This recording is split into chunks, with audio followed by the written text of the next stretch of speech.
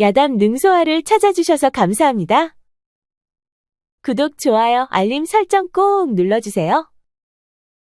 옛날 어느 마을에 병강쇠라 소문난 젊은 상철이 살고 있었습니다. 상철과 밤을 보낸 여인들은 두 번 다시 상철을 찾지 않았지요. 그만큼 상철의 것은 웬만한 여인들이 감당할 수 있는 물건이 아니었습니다. 야 상철아, 이제 너도 때가 되었으니 장가를 가야 하지 않겠느냐? 아버지 그런 소리 마소. 옆마을까지 지를 병강쇠라며 여인들은 저만 보면 다 피해 다니는구만요. 그러니 지는 장가 가긴 다 틀렸습니다. 아이고야 이놈아, 그러니 웬만큼 바지를 내리고 다녔어야지. 허고 헛날 바지를 내리고 다니니 소문이 나도 벌써 다 나버린 것이 아니겠느냐? 아버지와 상철은 방 안에 앉아 방바닥이 꺼져라 한숨을 쉬었습니다. 이미 노총각이 되어버린 아들을 보며 아버지는 하나밖에 없는 아들이 장가도 못 갈 것 같아 걱정이 태산이었지요.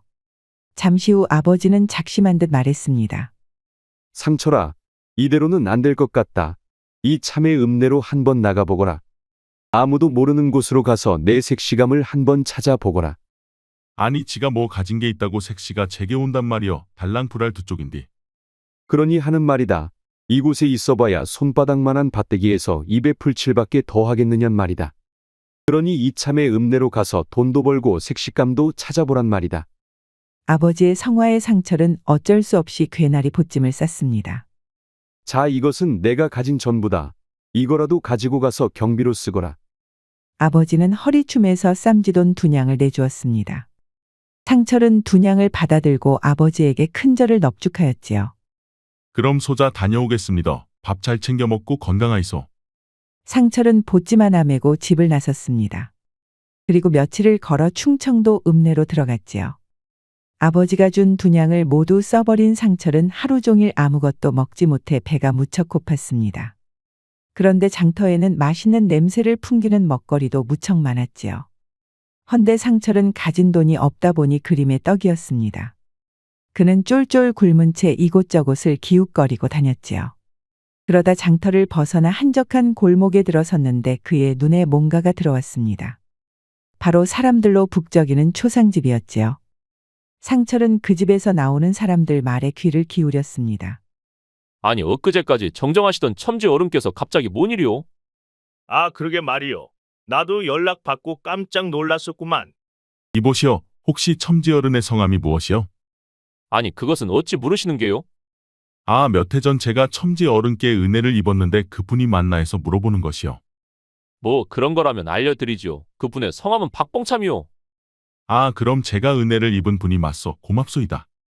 상철은 문상을 마치고 돌아가는 사람들에게 넙죽절하고 초상집으로 들어갔습니다. 그러자 대문 입구에서 첨지땡 머슴이 상철을 붙잡았지요. 누굴 찾아오셨소? 저는 박첨지 어른께 돈을 받으러 왔소. 아니 우리 나리한테 돈을 받으러 왔다니 그것이 무슨 말이오? 몇 해 전 박봉참나리께 제가 식사 대접을 했었소. 그때 첨지 어른께서 말씀하셨소.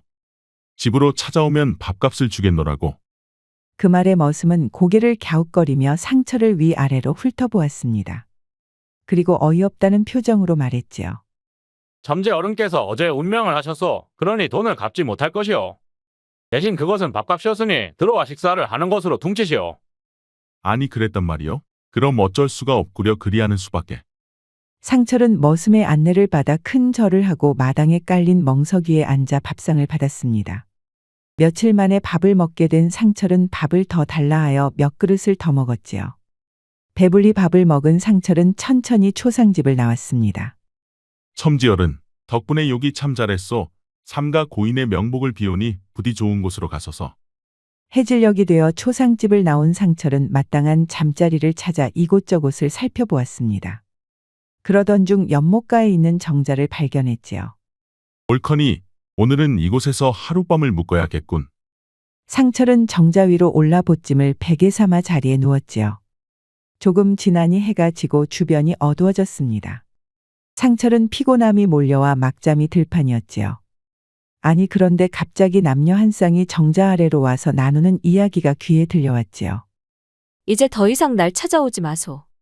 아니 왜 그러시오? 그동안 우리 잘 만나오지 않았소? 아, 이제 그쪽 부인한테나 잘해주시오. 나는 당신을 그만 만날 것이오. 아니 갑자기 왜 그런 것이오? 연유나 좀 말해보시오. 여인이 잠시 말을 멈춘 듯 하더니 이내 입을 열었지요. 네, 이것까지는 말하지 않으려 했으나 자꾸 물어보니 어쩔 수 없이 말해주는 것이오. 솔직히 그쪽의 것은 감흥이 전혀 없소. 아니 나는 최선을 다했구만 어째 감흥이 없단 말이오. 그것을 꼭 내 입으로 말해야 알아듣겠소? 새끼 손가락만도 못하니 그런 것이 아니겠소. 여인의 말에 사내가 자존심이 상했는지 그는 두말 없이 자리를 떠나버렸습니다. 그러자 갑자기 상철이 벌떡 일어나 정자 아래로 내려가 여인에게 물었지요. 이보시오 부인, 큰 것을 찾고 있어. 갑작스런 상철의 말에 여인이 화들짝 놀랐습니다. 그녀는 딱 보아도 양반집 여인 같았지요. 그대는 뉘신데 그런 걸 묻는 것이요. 들으려고 들은 게 아니고 우연히 듣게 되었어. 보아하니 부인께서는 큰 것이 필요한 것 같아 물어보는 것이요. 상철의 말에 여인이 상철을 위아래로 훑어보았습니다. 흠보아하니 시골 촌놈 같은데 양반을 함부로 놀리면 안 된다는 것을 모르느냐. 아니 누가 놀린다고 하는 것이요. 나는 진실을 말했을 뿐이요. 내 지금까지 크다 하여 여러 놈을 만나봤지만 양에 차는 놈이 한 놈도 없었느니라. 내 놈도 사내라고 입만 살아 큰 소리 치는 것이 아니냐. 뭐 믿지 못한다면 어쩔 수가 없구려. 어두우니 조심히 들어가시오. 상철은 다시 정자 위로 올라와 보찜을 베고 누웠습니다. 그런데 조금 있으니 저만치 가던 여인이 다시 돌아와 정자 위로 올라오는 게 아니겠습니까? 일단 마지막으로 내 놈의 말을 한번 믿어보겠다. 오후에는 안 할 것이요. 여인은 상철의 말이 빈말이 아닐 것 같다는 생각이 들었습니다. 외모도 준수한 데다 아직 때묻지 않은 것 같아 한 번 더 속는 셈 치고 믿어보기로 한 것이지요. 우선 그럼 일어난 데서 자지 말고 내 집으로 가서 머슴으로 있거라. 행랑채를 하나 내어 줄 터이니 그곳에서 자고 밥은 춘자가 챙겨줄 것이야. 그 말에 상철은 마침 잘 됐다는 생각이 들었습니다. 우선 먹고 자는 게 해결이 되었지요. 좋소 그리하겠소. 우리 집에는 다른 하인들도 있으니 알아서 눈치껏 마당이나 쓸면서 일하는 척만 하시게. 자네가 날 흡족만 시켜주면 자네에게는 큰 보상이 따를 것이야. 먹고 자는 문제가 해결되고 큰 보상도 따른다 하니 상철은 이게 웬 떡이냐 싶었습니다. 오갈 곳 없는 상철에게는 횡재나 마찬가지였지요. 좋소까지껏 그렇게 하겠소. 그런데 총각은 이름이 무엇이야? 내 이름은 상철이요. 오 그래 상철이라 그럼 자네는 나를 따라오시게. 여인은 앞장서서 걸어갔습니다. 상철은 그녀의 한 발짝 뒤에서 따라갔지요. 그런데 그녀는 신이 났는지 엉덩이가 좌우로 왔다 갔다 하면서 오리 궁뎅이처럼 요염하게 걸어갔지요. 상철은 그녀의 뒷모습을 보면서 미소를 지었습니다. 연못을 나와 조금 가다 보니 여인이 커다란 기와집 대문 앞에서 발걸음을 멈추었지요. 이곳이 내 집이야. 나는 서방은 없고 여종 한 명 머슴 한 명만 있을 뿐이야. 안으로 들어가면 자네는 곧바로 행랑채로 들어가시게. 알겠소. 상철은 여인을 따라 대문 안으로 들어갔습니다. 그러자 겉 보기와 다르게 으리으리한 기와집이었지요. 다 이 방을 쓰시게. 여인은 상철을 행랑채의 딸린 방으로 안내해 주었습니다. 알겠소. 오늘은 나도 피곤하니 푹 쉬고 내일 저녁에 보세. 여인은 상철에게 야릇한 눈빛을 찡긋 던지고 안채로 들어갔습니다. 그러자 상철은 행랑채 방으로 들어가 벌렁 누웠지요. 집 떠나온 지 수일 만에 이불 깔린 따뜻한 곳에서 잠을 잘 수 있게 되었습니다. 아이고 좋구나. 상철은 눕자마자 잠이 들었지요. 그리고 다음날 해가 중천에 떠서야 일어났습니다. 잠에서 깬 상철이 밖으로 나가보니 남자 머슴 하나가 장작을 나르고 있었습니다. 안녕하시오. 처음 뵙겠소. 아니 넌 누구냐? 오늘부터 나도 이 집에서 일하기로 한 상철이라 하오. 머슴 덕칠은 상철을 위아래로 훑어보았습니다. 아니 누가 너더라 이 집에서 일하라고 한 것이야? 이 집만이며 어젯밤 늦게 같이 들어왔소. 머슴은 상철을 째려보듯 보더니 고개를 흔들며 장작을 메고 뒤뜰로 향했습니다. 에잉 쯧쯧 이번에는 며칠이나 있다 쫓겨나려나? 머슴 덕칠은 뒤뜰로 가면서 혼잣말을 중얼거렸지요. 그런데 그때 마침 여종이 밖에서 들어오고 있었습니다. 당신이 상철이요? 그렇소만. 날 따라오시오. 여종은 상철의 눈을 일부러 피하듯 마주치지 않고 그를 부엌으로 데려갔습니다. 저기 밥상을 차려놨으니 가져다 드시오. 고맙소. 그런데 마님은 어디 가신 것이요? 그건 왜 물으시오? 아, 그야 오늘부터 일하게 되었으니 무슨 일을 하면 되는지 알아야 할 것이 아니요. 그 말에 여종은 상처를 빤히 보더니 의아하단 표정으로 물었습니다. 뭐 그 짝은 밤일하러 온 것이 아니오. 마님하고 이야기된 게 아니었소. 퉁명스런 여종의 말에 상철은 자신이 처음이 아니라는 생각이 들었습니다. 여종의 말투로 보아 이미 여러 사람이 거쳐간 것 같았지요. 그럼 마님은 집에 없소. 마님은 저녁에나 들어오실 것이오. 그럼 낮에 마님은 항상 밖에 계신 것이요? 아니 정말 아무것도 모르고 온 거요. 마님은 장터에서 제일 큰 포목점을 운영하시오. 낮에는 항상 그곳에 계시지요. 여종 춘자는 퉁명스럽긴 하였으나 묻는 것은 꼬박꼬박 말해 주었습니다. 아, 그렇구려. 일단 챙겨준 밥은 잘 먹겠소. 상철은 부엌에 쪼그리고 앉아 춘자가 챙겨준 밥을 먹었습니다. 그 사이 춘자는 우물가로 가서 빨래를 하였지요. 여종 춘자가 퉁명스럽긴 하였으나 그녀는 무척 성실하다는 것을 알 수 있었습니다. 그녀는 묵묵히 자기 일을 확실히 하는 책임감 있는 처녀 같았지요. 그리고 그녀는 자기만의 주관이 확실해 보였습니다. 그래서 그런지 상철에게 그녀는 상당히 매력적으로 보였지요. 밥을 다 먹은 상철은 뒤뜰로 가서 머슴 덕칠이 장작 패는 일을 거들려고 하였습니다. 그러자 덕칠이 짜증스럽게 말했지요. 거추장스럽게 굴지 말고 저리 가시게. 아, 밥도 먹었으니 저도 일을 해야 하지 않겠습니까? 그 말에 머슴 덕칠이 상철의 얼굴을 빤히 보았습니다. 왜 그러시오? 내 얼굴에 뭐가 묻었소? 자네는 자네 할 일이 따로 있지 않은가? 이 일은 내일이니 귀찮게 하지 말고 저리 가시게. 머슴마저 퉁명하게 굴자 상철은 자신이 무슨 큰 잘못을 했나 싶어 물어보았지요. 왜 이렇게 다들 내게 퉁명스럽게 구는 것이요? 내가 뭐 잘못한 게 있어? 상철의 말에 덕칠이 한심한 듯 바라보았습니다. 그저 있는 동안이나 편히 있다 가시게. 며칠이나 버틸지 모르겠지만. 무슨 의미로 그런 말씀을 하는 것이요? 내게 속 시원히 말해주면 안 되겠소? 상철이 자꾸 묻자 덕칠이 한숨을 쉬며 말했습니다. 이리 잠시 앉아보시게. 상철은 머슴 덕칠 앞에 철푸덕 바닥에 앉았습니다. 자네 같은 사람들이 벌써 열흘 다녀갔었네. 헌데 죄다 열흘을 넘기지 못했지. 열흘을 넘기지 못한 이유가 무엇이요? 아, 그거야 마님을 만족시키지 못해서 그런 것이 아니겠는가? 마님이 그 정도로 옥렬한 말이요? 뭐 마님께서 내게는 기회를 주지 않으니 나는 경험은 없지만 웬만한 사내들로는 양이 차질 않으신다네. 그러니 자네도 마음을 단단히 먹으시게. 하룻밤 만에 쫓겨나는 일도 허다하네. 그래서 다들 제게 퉁명스럽게 굴었구만요. 어차피 수일내로 떠나갈 사람이라 생각했으니까. 뭐 정들면 뭐 하겠나. 금방 헤어질 사람을 그러니 모르는 사람으로 있다가 가는 게 낫지. 뭐 들어보니 그럴만도 하겠다는 생각이 듭니다. 그런데 어르신, 춘자에 대해서 좀 아시는 게 있어? 자네가 어찌 춘자에 대해서 묻는 것인가? 그녀의 본가는 어디이고 이 집에서는 언제부터 일했는지 여러 가지가 궁금하오. 자네가 이 집에 온 것은 마님에게 선택되어 온 것이니 춘자에 대한 관심은 끄는 게 좋을 것이야.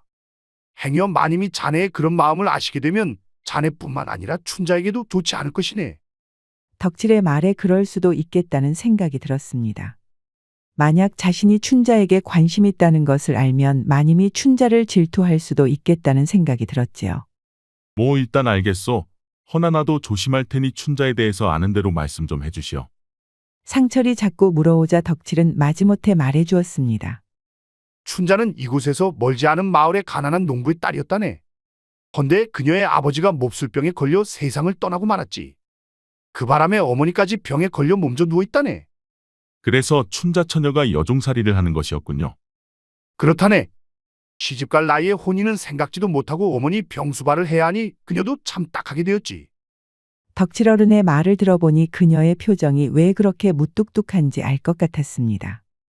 덕칠과 대화를 마친 상철은 처소로 돌아와 자리에 누웠지요. 그리고 부엌에서 보았던 춘자 생각을 하였습니다. 오똑한 콧날에 가늘고 길게 옆으로 늘어선 눈매 그리고 아름답게 빛나는 눈동자.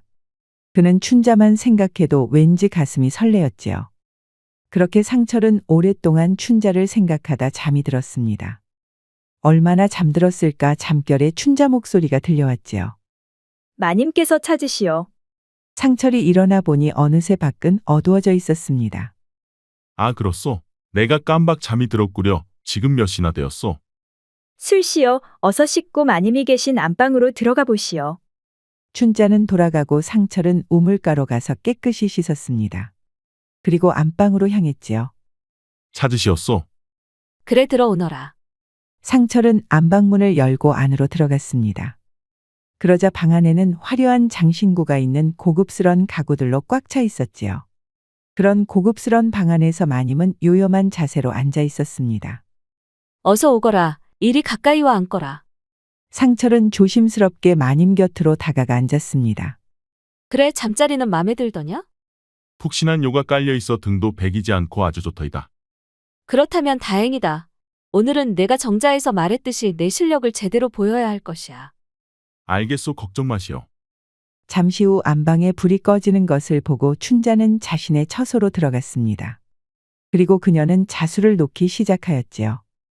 병든 어머님의 약값을 한 푼이라도 더 벌기 위해 그녀는 밤새워가며 자수를 놓았습니다. 그녀의 자수 솜씨는 인정받을 정도로 수준급이었지요. 아니 그런데 새벽녘이 되니 그녀의 코에서 코피가 쏟아졌습니다. 그 바람에 밤새워 놓은 자수를 못 쓰게 되었지요. 아이고 이를 어째 밤새워 놓은 자수가 못 쓰게 되어버렸네. 내일까지 마무리해줘야 하는데 큰일이다. 춘자는 내일까지 납품해야 하는 자수를 망쳐 걱정이 되었지요. 그녀는 천조각으로 코피를 막고 새로운 원단 위에 다시 술을 놓기 시작했습니다. 그렇게 한참 동안 술을 놓다 보니 새벽닭이 울기 시작했지요. 새벽닭이 울자 춘자는 수놓던 것을 옆으로 밀어놓고 밖으로 나왔습니다.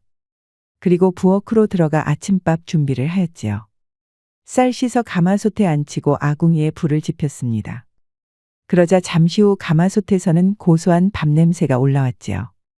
춘자는 아궁이의 불을 약하게 조절하고 밖으로 나왔습니다. 그리고 우물가에서 두레박으로 물을 퍼올렸지요. 그 두레박 이리 주시오. 내가 물 떠주리다. 어느새 상철이 바짝 다가와 두레박을 빼앗듯이 가져가 버렸습니다.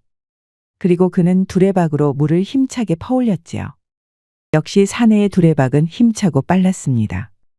이 항아리에 가득 채우면 되는 것이오. 춘자는 대답 대신 고개만 끄덕이고 부엌으로 들어갔습니다. 그리고 반찬을 만들고 국도 끓였지요. 그런데 춘자가 머슴 덕질의 상을 들다가 어지러워 밥상을 떨어뜨리고 말았습니다. 그 바람에 부엌에서 그릇 깨지는 소리가 와장창 들려왔지요. 깜짝 놀란 상철이 부엌으로 달려왔습니다. 이보시오. 괜찮으시오? 상철은 춘자를 부축해 주었습니다. 괜찮아요. 잠시 어지러웠을 뿐이에요. 상철은 춘자의 얼굴을 자세히 살펴보았습니다. 괜찮은 것 같지가 않소. 얼굴이 창백하고 눈이 퀭한 것으로 보아 몸 상태가 좋지 않은 것 같소. 여기 앉아서 잠시 쉬시구려. 상철은 부엌 한켠에 짚을 깔고 춘자를 앉혔습니다. 그리고 그는 바닥에 떨어진 깨진 그릇과 흩어진 찬을 모두 치웠지요. 그냥 놔두시오. 어지럼기만 없어지면 내가 할 것이구먼요. 상철은 춘자의 말에도 아랑곳하지 않고 바닥을 깨끗이 치웠습니다. 그리고 그는 덕칠과 마님의 밥상도 직접 챙겼지요. 춘자는 자신의 일인이 일어나려 하였으나 머리가 아프고 어지러워 도저히 일어날 수가 없었습니다. 벌써 며칠째 잠 한숨도 자지 못하고 날샌 탓에 몸이 견디질 못하였지요. 상철은 어느새 덕칠과 마님의 아침상 준비를 모두 마쳐 놓았습니다. 그리고 마님이 변소에 간 사이 상철은 마님의 밥상을 안방에 넣어놓고 나왔지요. 덕칠은 부엌에 와서 후다닥 밥 먹고 일하러 갔습니다. 그리고 곧이어 아침 식사를 끝낸 마님도 장터로 나갔지요. 상철은 안방에서 밥상을 꺼내와 설거지까지 모두 마쳤습니다. 그렇게 무사히 아침을 넘길 수가 있었지요. 그때까지도 춘자는 머리 아프고 어지러워 일어나지를 못하고 있었습니다. 부엌 일을 모두 마친 상철은 춘자를 번쩍 안아 들었습니다. 그리고 그녀의 방에 자리 깔고 눕혀주었지요. 누워서 좀 쉬고 있으시오. 상철이 춘자의 방을 둘러보니 한쪽에는 자수 놓던 재료들이 있었습니다. 자수 놓느라 밤을 샌 것이오.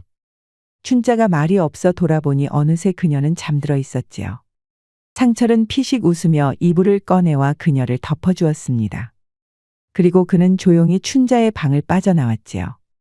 그리고 춘자가 해야 할 일을 찾아서 이것저것 해놓았습니다. 그리고 자신의 방으로 들어가 자리 깔고 누웠지요. 상철은 이런저런 생각하다가 잠이 들었습니다. 한편 춘자는 해질녘이 되어서야 눈을 떴습니다. 일어나 보니 어지럼증도 사라지고 몸이 가뿐해졌지요. 춘자는 방문을 열고 밖으로 나와 기지개를 폈습니다. 아니 그런데 춘자가 기지개를 펴다 말고 깜짝 놀라고 말았지요. 마당 빨래줄에는 빨래가 잔뜩 널려 있었습니다. 며칠째 밀려있던 빨래감이 모두 널려 있었지요. 춘자는 널려 있는 빨래를 만져보았습니다. 그러자 빨래는 뽀송뽀송하게 아주 잘 말라 있었지요. 춘자는 빨래를 걷어 차곡차곡 개었습니다. 빨래개는 그녀의 손길이 무척 가뿐했지요. 빨래를 모두 갠 춘자는 부엌으로 들어갔습니다. 그러자 부엌에서도 춘자는 놀라고 말았지요. 부엌이 반짝반짝 빛나고 있었습니다. 얼마나 깨끗하게 청소가 되었는지 광이 날 정도였지요. 부엌 아궁이 재도 깨끗하게 비워져 있었습니다. 깨끗한 부엌에 들어선 춘자의 기분까지 상쾌할 정도였지요. 한편 해가 지고 어두워지자 마님도 포목점 문을 닫으려 하였습니다. 그런데 옆 점포 친구 김 여사가 찾아왔지요. 야 달순아, 너 또 총각 하나 들였담소? 옴매 소문 한번 빠르구먼.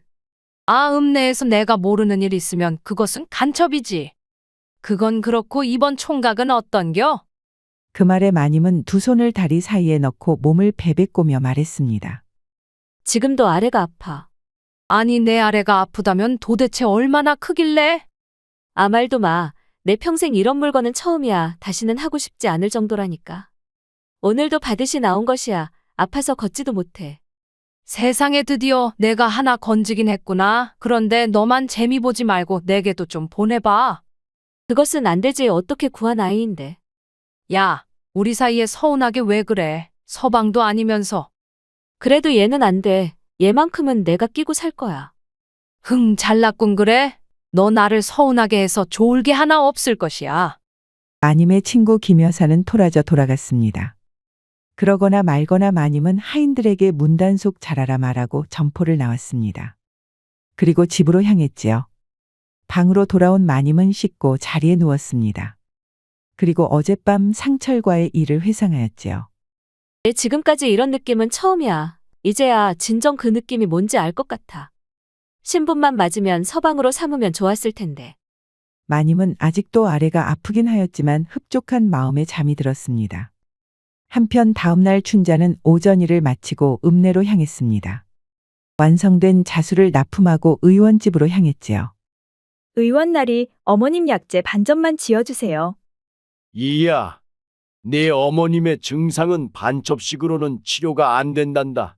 적어도 한 첩씩은 해야 효험이 있을 것이야.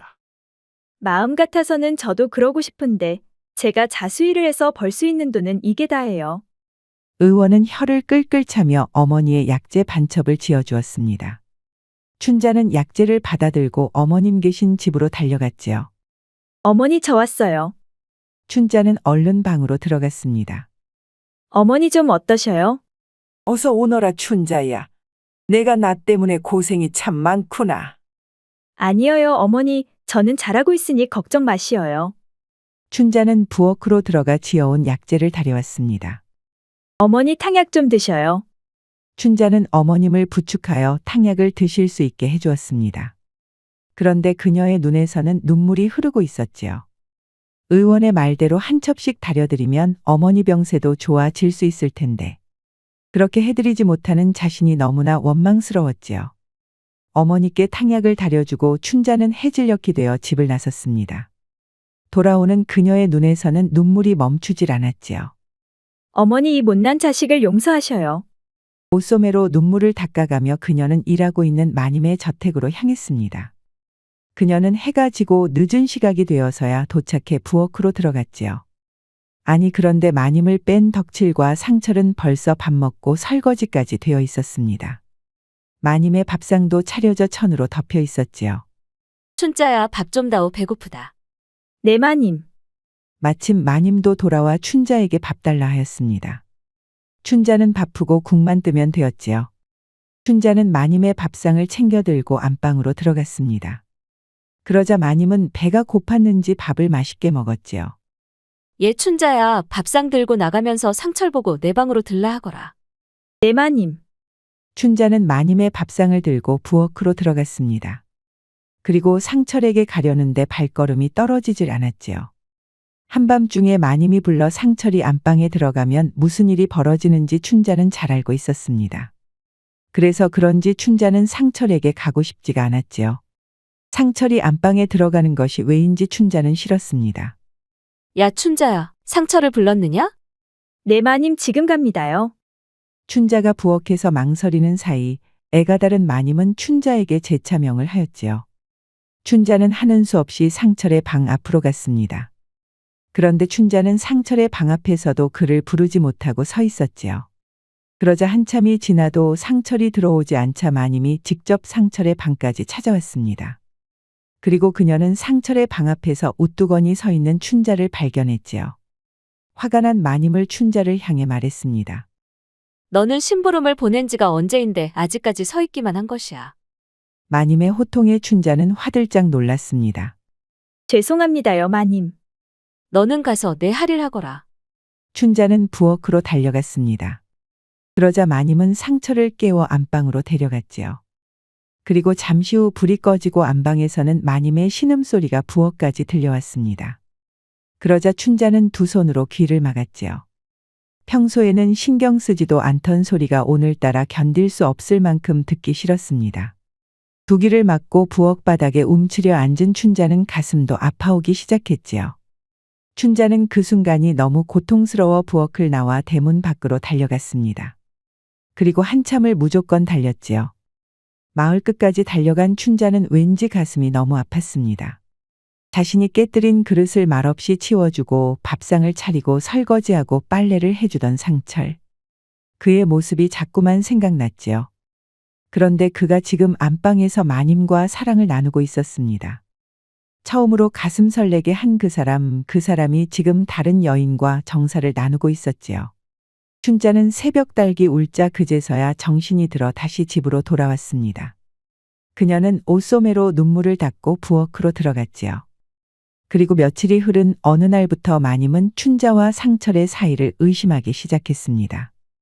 어느 날 평소보다 일찍 상점을 나와 집으로 들어왔을 때 상철이 빨래를 걷고 있었지요.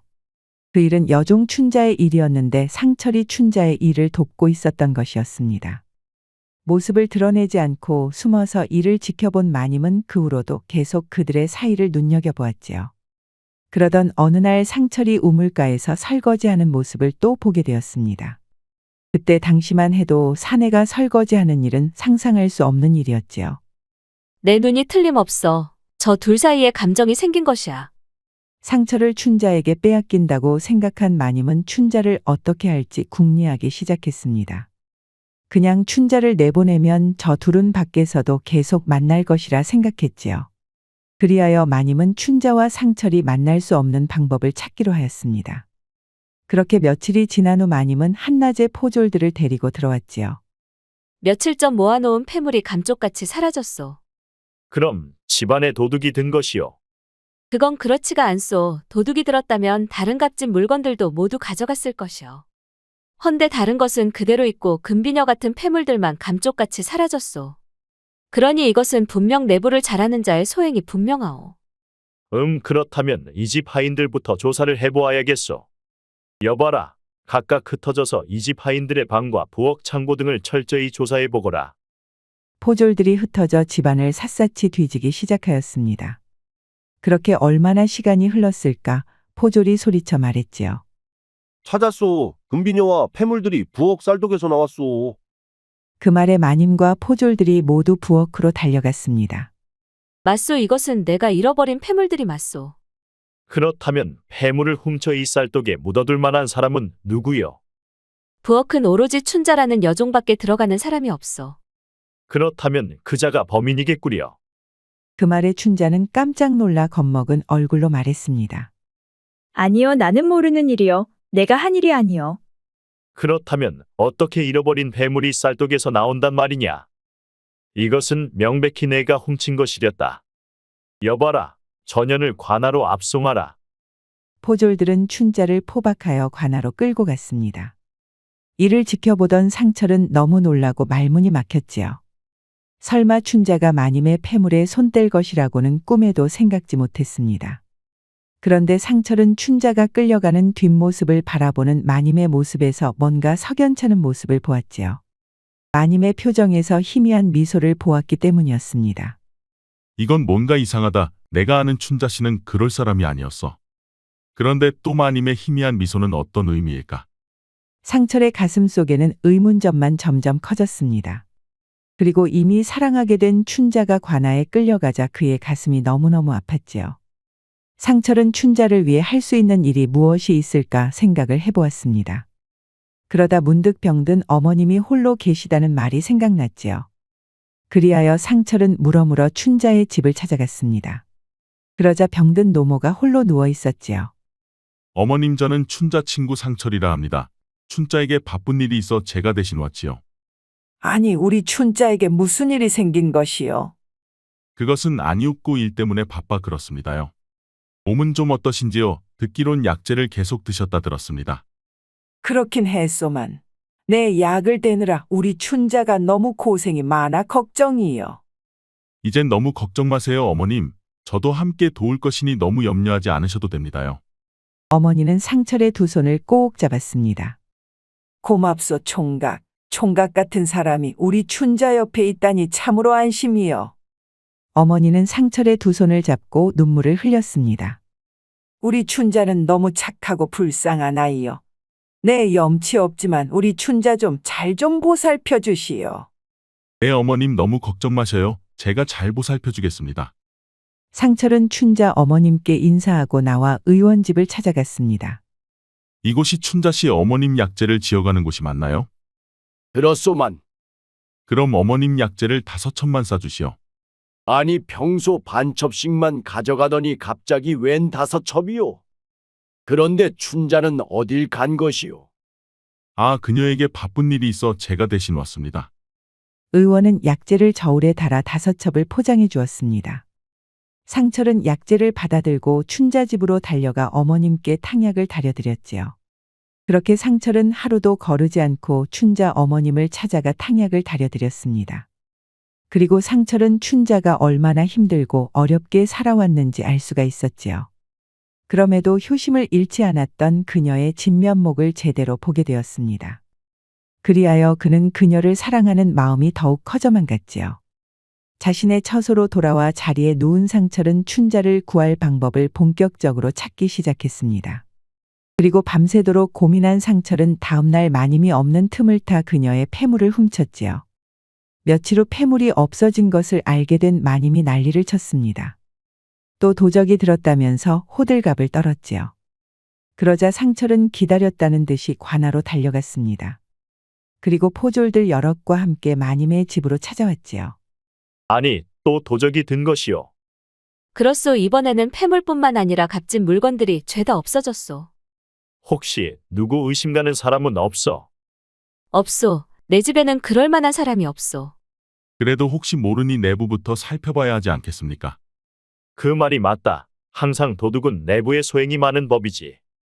포졸들은 전에처럼 흩어져 이곳저곳을 수색하였습니다. 그러다 포졸 한 명이 소리쳤지요. 찾았소. 쌀독에서 폐물을 찾았소. 그 말에 포졸들과 마님은 부엌으로 달려갔습니다. 그러자 쌀독에서 마님의 폐물이 나왔지요. 이것이 잃어버린 폐물이 맞소? 맞소. 헌데 금두꺼비 같은 금부치는 안 보이요. 그러자 이를 지켜보고 있던 상철이 말했습니다. 그렇다면 춘자 씨는 억울한 누명을 쓴 것이 아니요. 춘자 씨는 지금 관아에 옥에 갇혀 있는데 어떻게 또 폐물을 훔칠 수가 있었겠소? 그건 그 말이 맞습니다요. 귀신이 아니고서야 감옥을 나와 또 폐물을 훔칠 수가 없는 것이지요. 그러니 처음부터 생사람을 잡은 것이 맞구먼요. 이건 뭐가 뭔지 도무지 알 수가 없구만. 여봐라, 당장 가서 춘자를 방면하라. 포졸이 관아로 가자 상철도 포졸을 따라갔습니다. 그리고 잠시 후 춘자가 밖으로 나왔지요. 상철은 달려가 춘자를 버락 안았습니다. 두 사람 모두 두 눈에 눈물이 흘러내렸지요. 고생 많으시었소. 그런데 어떻게 제 누명을 벗기셨나요? 말하자면 기른이 훗날 따로 말씀드리리다. 그러니 우선 어머님 집에 가 계시오. 그럼 수일 내로 내가 찾아가리다. 억울하게 누명 쓰고 감옥에서 고생했을 춘자를 상철은 다시 한번 꼭 안아주었습니다. 춘자도 상철을 거부하지 않았지요. 상철은 춘자를 집까지 데려다주고 그녀에게 열량이 들어있는 주머니를 쥐어주었습니다. 그리고 그는 곧바로 마님을 찾아갔지요. 마님 드릴 말씀이 있어. 그래 상철아 내게 할 말이 무엇이냐. 어서 해보거라. 며칠 전 한양 정승부인께서 조용히 저를 찾아왔었어. 그 말에 마님의 표정이 갑자기 굳어졌습니다. 그래 무엇 때문에 찾아왔다 하더냐? 그분께서 소문 듣고 찾아왔다며 내게 거부할 수 없는 조건을 제시했어. 아니 거부할 수 없는 조건이란 게 도대체 무엇이란 말이냐? 상철은 머뭇거리다가 조용히 말을 꺼냈습니다. 그분께서 내가 한양으로 올라오는 조건으로 1000냥을 주셨어. 그 말에 마님의 입이 떡 벌어졌습니다.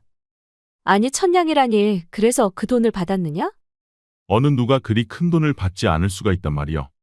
그 말에 마님은 땅이 꺼져라 한숨을 크게 쉬었습니다. 그리고 한참 만에야 입을 열었지요. 내가 그 돈을 내줄 테니 가지고 가서 돌려주고 못 간다 하거라. 그리는 안 됩니다. 약속을 어기면 배로 물어줘야 할 판이지요. 아니 그렇다면 2천냥이나 된단 말이냐? 그렇소. 마님은 크게 낙심한 듯 한숨을 쉬었습니다.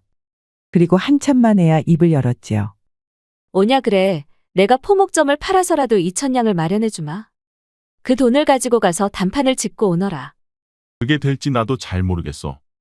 그쪽은 정승부인이라 잘못하면 목숨이 한순간에 날아갈 수도 있으니 말이여.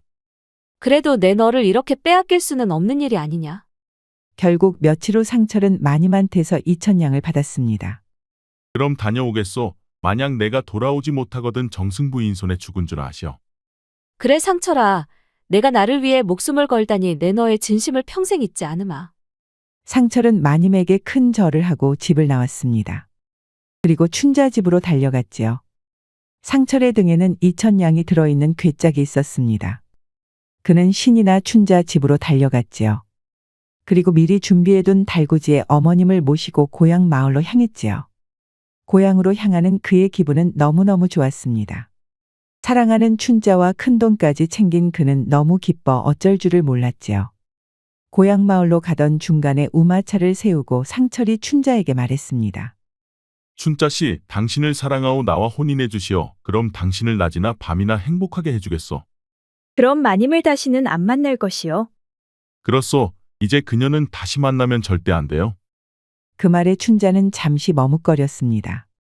그러자 옆에서 듣고 있던 어머님이 말했지요. 그래 춘자야. 상철 같은 내 신랑감도 없을 듯하구나. 내가 잠시 자리를 비웠을 때 상철은 하루도 거르지 않고 내게 찾아와 탕약을 타려주었단다. 그러니 이 어미는 상철이 사위감으로 탐나는구나. 요즘 같은 세상에 이런 사위감이 또 어디 있단 말이더냐. 어머니의 말에 춘자는 용기를 얻은 듯 하였습니다.